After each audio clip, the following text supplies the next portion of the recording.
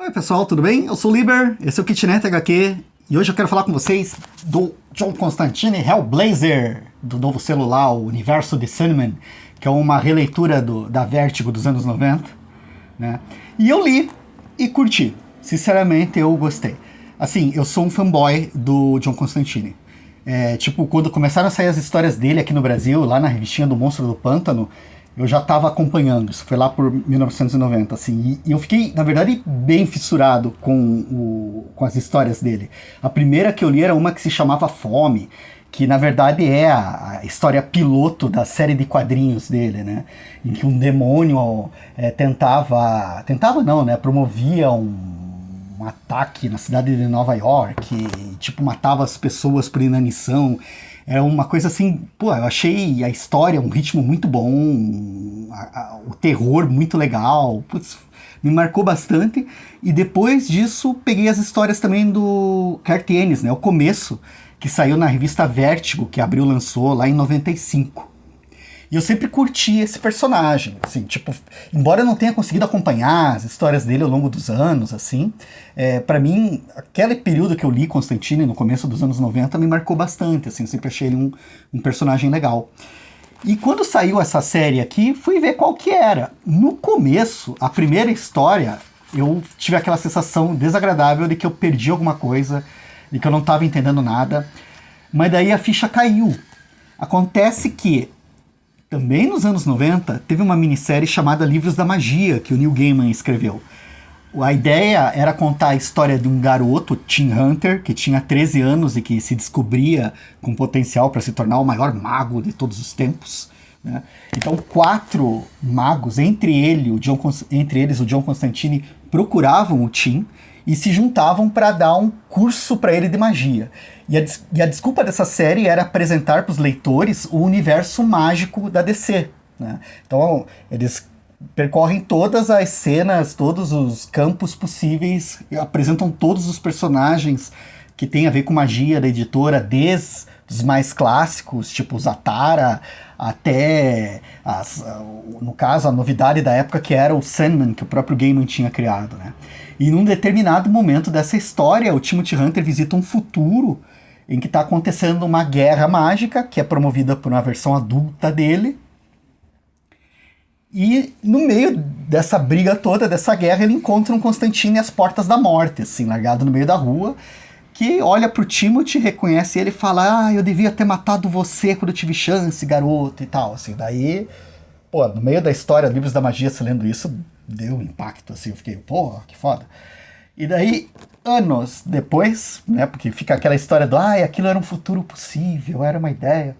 Aí aqui, essa história começa nesse apocalipse, nessa briga. A gente, tipo, vê aqui como Constantine chegou a ficar caído na rua daquele jeito, detonado, vê o Timothy aparecer, vê ele amaldiçoar o Tim. Só que a história continua e daí a gente vê que ele dá um jeito de escapar, que eu não vou contar aqui qual que é, porque provavelmente tem tudo a ver com o fio que vai conduzir as histórias dele daqui pra frente, né? Então eu não vou entregar esse ouro aqui. Mas o bacana é que o Constantine sai desse futuro apocalíptico, escapa da morte e de repente acorda num hospital psiquiátrico. E ele acorda nos anos 2018, 2019. Tipo, ele acorda no século XXI. E daí começa as primeiras coisas, porque primeiro você cria esse vínculo direto com o personagem, com a ideia de personagem dos anos 90. Daquela época, digamos assim, que o selo Vertigo estava se formando, que estava todo mundo empolgado. Então, esse truque me pegou bastante como leitor, pela nostalgia, né? Mas o que eu acho muito bacana é que o Constantine daquela época começa a ficar surpreso com o mundo de hoje, e é muito doido, porque uma das coisas que ele fala que eu achei bacana é: porra, as pessoas têm supercomputadores no bolso, que são os celulares. Daí ele descola um celular pra ele, e lá num determinado momento da história ele lida com um demônio e consegue prender o demônio no celular e transforma o demônio num aplicativo do celular. E daí esse demônio passa a ser um dos personagens da série junto com ele, né? Ele tem o demônio no bolso, literalmente. Aí, como ele perdeu toda a rede de relações que ele tinha antes, ele começa a construir novas redes de relação nessa história. Então você vai ver assim que as duas primeiras histórias, a primeira é essa abertura contextualizando, né, essa batalha mística, explicando, olha, é aquele Constantine e ele escapou e tá aqui. Beleza. A segunda é ele encontrando o Timothy Hunter desse novo selo, né, desse universo Sandman, que é uma releitura. Então esse Timothy Hunter que a gente está acompanhando no universo Sandman é uma releitura daquele dos anos 90 e é uma criança agora do século 21, 2018.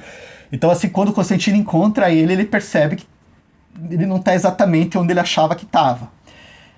E ele começa a se adaptar com essa cidade. Então, tipo, a partir daí começam as histórias, essas são as duas primeiras histórias, né? Ele na batalha e ele encontrando o Timothy. Aí depois, que a gente já entendeu, ele tá na Londres de hoje, é o Constantine dos anos 90 e tal, começa ele a se adaptar com essa Londres de hoje, começa a conhecer novos personagens. Logo na primeira história ele enfrenta, investiga, né, casos de assassinato no Central Park que estavam sendo promovidos por figuras angelicais, né, que tem tudo a ver com os textos do Blake, né, e tipo, eles pegam e fazem toda uma releitura das obras do Blake e explicam. Cara, a historinha é bem legal até ele desvendar o que está acontecendo, né, as relações ali. Depois a gente vai ter uma história que eu gostei muito, que se passa num hospital, que é uma história só curtinha, mas tipo, aquilo ali já começa a construir assim a ideia de Constantine que a gente vai ter. Ele encontra num outro momento os magos da nova era, né? Tipo, que eu achei muito legal, porque a galera vegana, super bem disposta, good vibes total. E ele meio que começa a fazer amizade com essa gente que não tem nada a ver com ele, né? Porque ele é beberrão, fumante, um fóssil dos anos 90 vivendo hoje. Mas é muito divertido o contraste, o humor. Os textos são do Simon Spurrier. Não conhecia o trabalho dele ainda, mas eu achei bem escrito, achei gostoso.